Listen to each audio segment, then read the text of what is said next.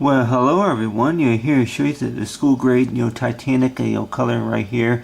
As you see right here, is I went ahead and drew right here is a picture of the Titanic right here, and of course it's like you say, it's like if it were, it's like underneath on the ocean it was, and what you see right here is I went ahead and edited in the details about what I would think it would look like if it were what you call, it's like underwater. It is underneath the, say, the ocean, and I'm trying to remember if it was the Pacific or Indian or so ocean that where it sank in. It's like I think I found, if I remember right, I think it left say from I don't know if it was London or Britain. I think it was London or something, some other country, sailing to America, before it got hit by say an iceberg. It was, but anyway, but I remember that whenever I was in school, that the teachers, of course, would show us videos, of course, of what they made back then. It's like they probably, I know they had a movie. They had probably had about maybe 3 or 4 movies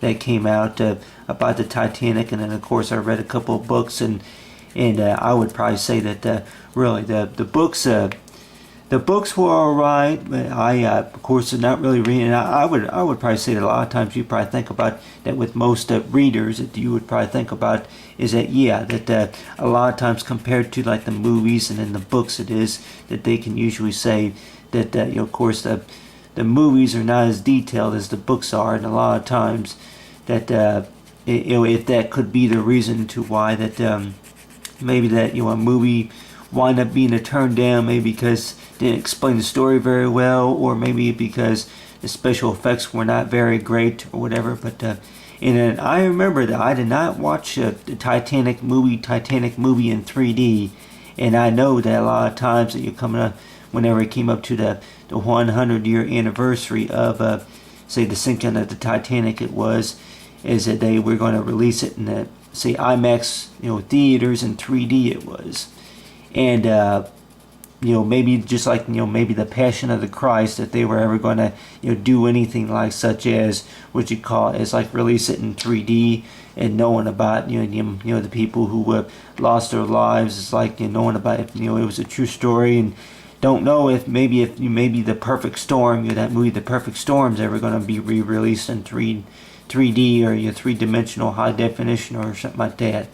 But other than that I remember whenever I was in school that I did other, in the classroom today, they did other research projects. It was talking about, it's like, that I can remember. But then of course it's talk about the Titanic. I remember doing research about, to say, the story about the slaves is like Frederick Douglass is, and then of course with Martin Luther King Jr., and then of course with a few other studies that I remember reading about in psych and science and history classes. It was. But it's talking about with the Titanic right here. Now I remember I had this conversation with my dad a couple years ago. It was nearly over 14 years ago. It must have been about early 1994 or 95 whenever I was with him, and we were talking about the fact about that that a lot of people say that the Titanic, it was an unsinkable ship or whatever you call it. And you probably think about, it's like really about whenever you hear about the story, is talking about that the ship, it's like would only last for after it reached about 3,000 or so miles, say maybe in Grenadium or something like that. That if you wanted to think about how far it would go before it ran out of fuel, about how many miles does it get at sea per gallon or anything like that. But you probably think about it, it's like a lot of times with the Titanic, you would see like an anchor right here. Go ahead and maybe draw like what you call an anchor at about right here. But anyway, for an unsinkable ship, and a lot of times people probably think about that. For an unsinkable ship, you could probably think about that. That if it's unbreakable, or would you call it, that you say that it is unmarkable, or anything like that. Anything with to do with the you can probably say that it can't do that or anything like that. But the way I think about it is like, really, if they really tested anything, if they had anything back then that would really test the material, that would really It's like especially with the airplane designs or anything like that, that anything that can maybe test the material, because really the material that was made out of course, and then of course was it fuel waterproof? I mean, did they even have waterproof? I guess they did not even have, say, a waterproof vest. It's like waterproof or fireproof, anything that could have caught on fire, or any type of chemicals that the engines were burning, that type of stuff. The type of stuff that you hear nowadays about ships that tip over, or whatever it is.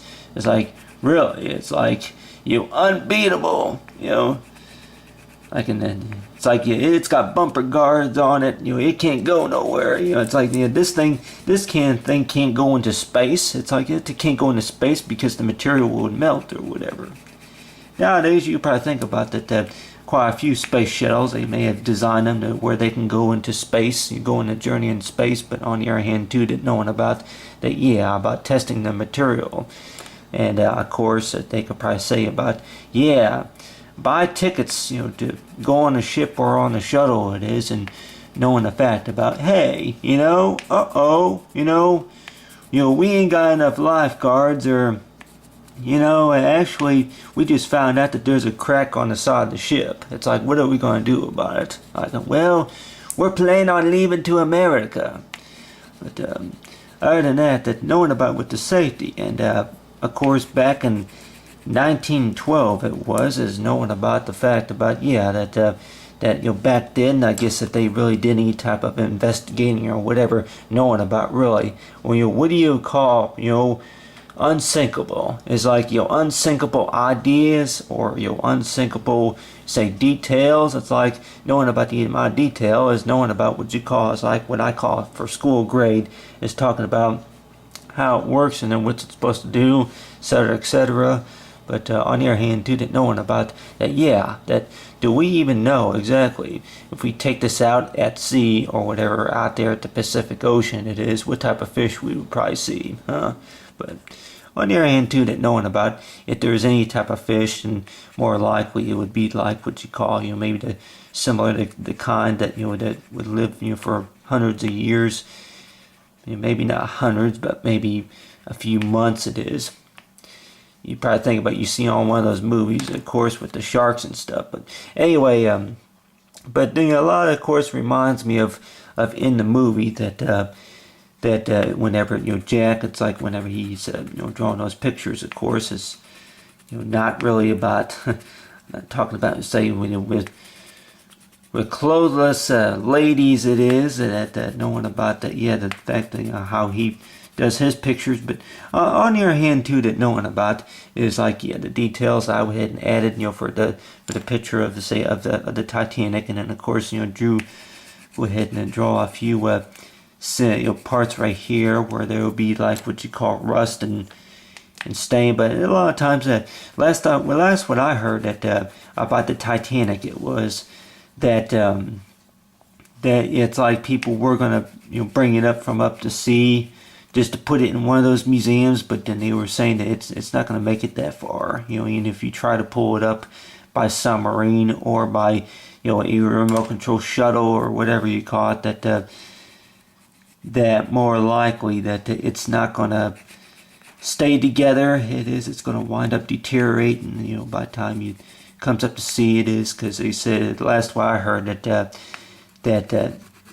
there's bacterial, say, since the steel and, you see, the iron and stuff like that they were starting to fade away. It was, but since it's been underwater for so long that and half the time people were probably thinking about that, it's lasted for quite a while, especially being underwater.